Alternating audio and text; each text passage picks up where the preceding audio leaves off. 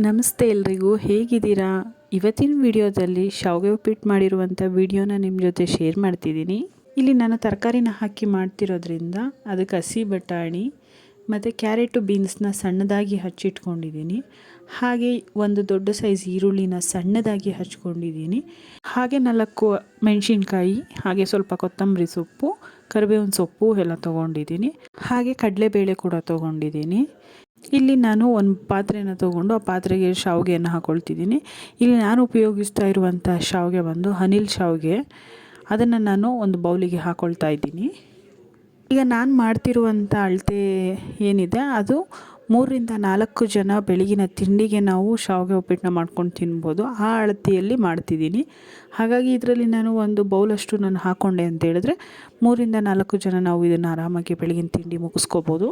ಮೊದಲಿಗೆ ಇದನ್ನು ಸ್ವಲ್ಪ ನೀರಲ್ಲಿ ನಾನು ಬೇಯಿಸ್ಕೊಳ್ತೀನಿ. ಹಾಗಾಗಿ ಒಂದು ಪಾತ್ರೆಯಲ್ಲಿ ನೀರನ್ನು ಇಟ್ಕೊಂಡು ಒಲೆ ಮೇಲೆ ಅದಕ್ಕೆ ಅರ್ಧ ಟೇಬಲ್ ಸ್ಪೂನ್ ಆಗುವಷ್ಟು ಅಥವಾ ಒಂದು 2-3 ಡ್ರಾಪ್ಸ್ ಎಣ್ಣೆನ ಹಾಕಿದ್ರೆ ನಾವು ಬೇಯಿಸ್ಕೊಂಡಿರುವಂಥ ಶಾವಿಗೆ ಏನಿರುತ್ತೆ ಅದು ಸ್ವಲ್ಪ ಉದುರಾಗಿ ಬರುತ್ತೆ.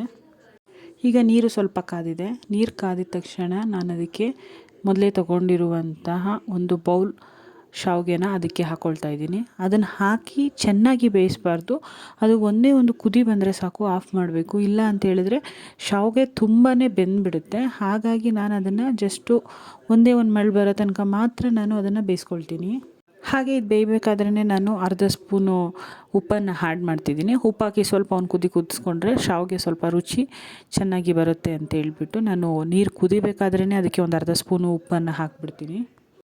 ಇದು ಒಂದು ಕುದಿ ಬಂತು. ಈ ಕುದಿ ಬಂದಾಗ ನೀವು ನೋಡ್ತಾ ಇರ್ಬೋದು, ಸಾಕು ಇಷ್ಟು ಬೆಂದರೆ, ತುಂಬ ಬೇಯಿಸಬಾರ್ದು. ಹಾಗಾಗಿ ನಾನು ಇದನ್ನು ಒಂದು ಪಾತ್ರೆಯಲ್ಲಿ ಸೋರ್ಲು ಹಾಕ್ಕೊಳ್ತಾ ಇದ್ದೀನಿ.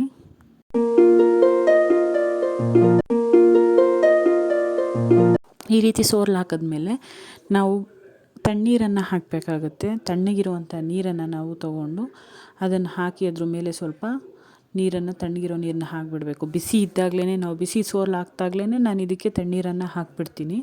ಹಾಕಿಬಿಟ್ಟು ನಂತರ ನಾನು ಒಗ್ಗರಣೆಗೆ ರೆಡಿ ಮಾಡ್ಕೊಳ್ತೀನಿ. ಅಷ್ಟರಲ್ಲಿ ಅದು ಉದುರಾಗಿ ರೆಡಿ ಆಗಿಬಿಡುತ್ತೆ. ಒಂದು ಪಾತ್ರೆಯಲ್ಲಿ ಈಗ 4ರಿಂದ 5 ಟೇಬಲ್ ಸ್ಪೂನಷ್ಟು ನಾನು ಎಣ್ಣೆಯನ್ನು ಹಾಕ್ಕೊಳ್ತಾ ಇದ್ದೀನಿ.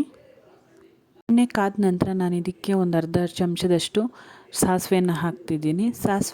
ಸಾಸಿವೆ ಸ್ವಲ್ಪ ಸಿಡಿತಾ ಇದ್ದಾಗ ಅದಕ್ಕೆ ನಾನು ಕಡಲೆಬೇಳೆನ ಆ್ಯಡ್ ಮಾಡ್ಕೊಳ್ತೀನಿ.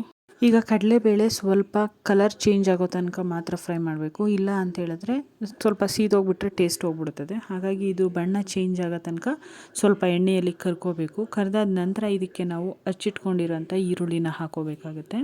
ಹಾಗೆ ಅದ್ರ ಜೊತೆಗೆ ನಾನು ಹಸಿಮೆಣ್ಸಿಕಾಯಿ, ಕರಿಬೇವಿನ ಸೊಪ್ಪು ಮತ್ತು ಈರುಳ್ಳಿ 3 ಕೂಡ ಒಟ್ಟಿಗೆ ಹಾಕ್ತೀನಿ. ಹಾಕಿಬಿಟ್ಟು ಚೆನ್ನಾಗಿ ಅದನ್ನು ಫ್ರೈ ಮಾಡ್ಕೊಳ್ತೀನಿ.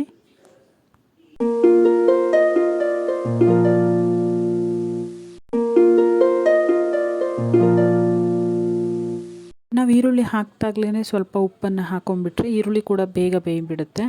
ಹಾಗಾಗಿ ಇಲ್ಲಿ ನಾನು 1 ಟೇಬಲ್ ಸ್ಪೂನ್ ಉಪ್ಪನ್ನು ಹಾಕಿದ್ದೀನಿ. ನಾವು ನೋಡ್ಕೊಂಡು ಉಪ್ಪನ್ನು ಹಾಕೋಬೇಕು, ಯಾಕಂದರೆ ನಾವು ತರಕಾರಿ ಕೂಡ ಹಾಕ್ತೀವಿ. ಹಾಗಾಗಿ ಹೀಗೆ ನಾವು ತರಕಾರಿ ಮತ್ತು ಈರುಳ್ಳಿ ಇದಕ್ಕೆ ಮಾತ್ರ ಎಷ್ಟು ಬೇಕಾಗುತ್ತೆ ಅಳತೆ ನೋಡ್ಕೊಬೇಕು. ಶಾವಿಗೆ ಬೇಯಬೇಕಾದ್ರೆ ನಾವು ಆಲ್ರೆಡಿ ಒಂದು ಅರ್ಧ ಸ್ಪೂನ್ ಹಾಕಿದ್ದೀನಿ. ಹಾಗಾಗಿ ನೋಡ್ಕೊಂಡು ನಾನು ಹಾಕ್ತೀನಿ. ಈಗ ಈರುಳ್ಳಿ ಬೇಯಬೇಕಾದ್ರೇ ಉಪ್ಪನ್ನು ಕೂಡ ಆ್ಯಡ್ ಮಾಡಿದ್ದೀನಿ. ಹಾಗೆ ಅರಿಶಿನ ಕೂಡ ಒಂದು ಅರ್ಧ ಟೇಬಲ್ ಸ್ಪೂನ್ ಅರಿಶಿನ ಕೂಡ ಹಾಕಿಬಿಟ್ಟು ಎರಡನ್ನೂ ಕೂಡ ಸೇರಿಸಿ ನಾವು ಈರುಳ್ಳಿ ಜೊತೆ ಚೆನ್ನಾಗಿ ಫ್ರೈಯನ್ನು ಮಾಡಬೇಕು.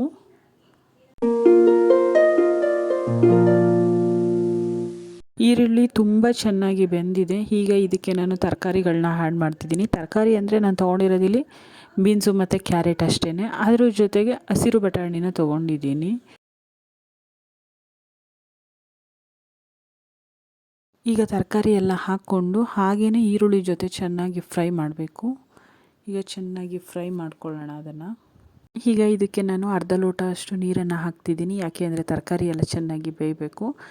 ಸಾಕಾಗುತ್ತೆ. ಅರ್ಧ ಲೋಟ ನೀರು ಹಾಕಿದ್ರೇ ಅರ್ಧ ಲೋಟ ನೀರಲ್ಲಿ ಈಗ ನಾನು ಹಾಕಿರುವಂಥ ಅಷ್ಟು ತರಕಾರಿನೂ ತುಂಬ ಚೆನ್ನಾಗಿ ಬೇಯುತ್ತೆ.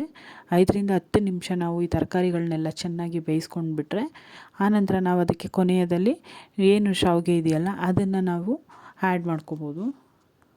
ತುಂಬ ಕಡಿಮೆ ಸಮಯದಲ್ಲಿ ಮಾಡ್ಬೋದಂಥ ಬ್ರೇಕ್ಫಾಸ್ಟ್ ಇದು. ನಮಗೇನಾದ್ರೂ ಏನು ಮಾಡಬೇಕಂತ ಗೊತ್ತಾಗಲಿಲ್ಲ ಅಂತ ಹೇಳಿದಾಗ ಈಸಿಯಾಗಿ ನಾವು ಶಾವಿಗೆ ಉಪ್ಪಿಟ್ಟನ್ನು ಮಾಡ್ಕೊಬಿಡ್ಬೋದು. ಈಗ ಇಲ್ಲಿ ನೀವು ನೋಡ್ತಾ ಇರ್ಬೋದು ಶಾವಿಗೆ ಹೇಗೆ ಆಗಿದೆ ಅಂತೇಳಿ. ಸ್ವಲ್ಪ ಆ ರೀತಿಯಾಗಿ ನಾವು ತಣ್ಣೀರು ಹಾಕಿ ಇಟ್ಬಿಟ್ರೆ ಈ ರೀತಿ ಉದುರಾಗಿ ಶಾವಿಗೆ ರೆಡಿ ಆಗುತ್ತೆ. ಈಗ ಹಾಗೆ ತರಕಾರಿ ಕೂಡ ತುಂಬ ಚೆನ್ನಾಗಿ ಬೆಂದಿತ್ತು. ಹಾಗಾಗಿ ಇದಕ್ಕೆ ಶಾವಿಗೆನ ಆ್ಯಡ್ ಮಾಡಿಕೊಂಡು ಆವಾಗ ನಾನು ಅದಕ್ಕೆ ಏನು ಈರುಳ್ಳಿ ಮತ್ತು ತರಕಾರಿ ಎಲ್ಲ ಏನು ಬೆಂದಿದೆಯಲ್ಲ ಅದ್ರ ಜೊತೆ ಈ ಶಾವಿಗೆ ಕೂಡ ಮಿಕ್ಸ್ ಮಾಡ್ಕೊಳ್ತಾ ಇದ್ದೀನಿ. ಮಿಕ್ಸ್ ಮಾಡಿ ಕೂಡ ನಾವು ಒಂದು 2-3 ನಿಮಿಷ ಚೆನ್ನಾಗಿ ಬೇಯಿಸಬೇಕು. ಯಾಕಂತ ಹೇಳಿದ್ರೆ ಖಾರ ಉಪ್ಪು ಎಲ್ಲ ಚೆನ್ನಾಗಿ ನಾವು ಶಾವಿಗೆಗೆ ಹಿಡಿಬೇಕಲ್ಲ. ಹಾಗಾಗಿ ಇದನ್ನು ಹಾಕಿದ ನಂತರ ಕೂಡ ನಾವು ಮಿಕ್ಸ್ ಮಾಡಿ ಚೆನ್ನಾಗಿ ಒಂದು 3-4 ನಿಮಿಷ ಚೆನ್ನಾಗಿ ಇದನ್ನು ಬೇಯಿಸ್ಕೊಂಡ್ರೆ ಉದುರಾಗಿ ತುಂಬ ಟೇಸ್ಟಿಯಾಗಿ ಶಾವಿಗೆ ಉಪ್ಪಿಟ್ಟು ರೆಡಿ ಆಗಿಬಿಡುತ್ತೆ. ಮನೆಯಲ್ಲಿ ನಾನು ಇದಕ್ಕೆ ಅರ್ಧ ಸ್ಪೂನ್ ನಿಂಬೆ ರಸನ ಆ್ಯಡ್ ಮಾಡಿಕೊಂಡೆ. ಅದು ಸ್ಕಿಪ್ ಮಾಡ್ಬೋದು, ನಮ್ಗೆ ಇಷ್ಟ ಇತ್ತು ಅಂತಂದರೆ ಹಾಕೋಬೋದು. ನಾನಿಲ್ಲಿ ನಿಂಬೆ ರಸ ಹಾಕ್ಕೊಂಡಿದ್ದೀನಿ, ತುಂಬ ಟೇಸ್ಟಾಗಿ ಕೊಡುತ್ತೆ ಅಂಥೇಳಿ. ಹಾಗೆ ಕೊನೆಯಲ್ಲಿ ಹಚ್ಚಿಟ್ಕೊಂಡಿರುವಂಥ ಕೊತ್ತಂಬರಿ ಸೊಪ್ಪನ್ನು ಚೆನ್ನಾಗಿ ಉದುರಿಸಿ ಮಿಕ್ಸ್ ಮಾಡ್ಕೊಳ್ಳೋಣ. ಮಿಕ್ಸ್ ಮಾಡ್ಕೊಂಡಾದರೆ ಒಂದೊಳ್ಳೆ ರುಚಿಯಾದಂತಹ ಬೆಳಗ್ಗಿನ ತಿಂಡಿಗೆ ಶಾವಿಗೆ ಉಪ್ಪಿಟ್ಟು ರೆಡಿ ಆಗಿಬಿಡುತ್ತೆ. ಇದನ್ನು ತರಕಾರಿ ಹಾಕದೆ ಕೂಡ ತುಂಬ ಸಿಂಪಲ್ಲಾಗಿ ಈರುಳ್ಳಿ ಹಸಿಮೆಣ್ಸಿಕಾಯಿ ಮಾತ್ರ ಹಾಕಿನೇ ಕೂಡ ಮಾಡ್ಕೋಬೋದು, ಚೆನ್ನಾಗಿರುತ್ತೆ. Thanks for watching. Bye bye. Have a nice day.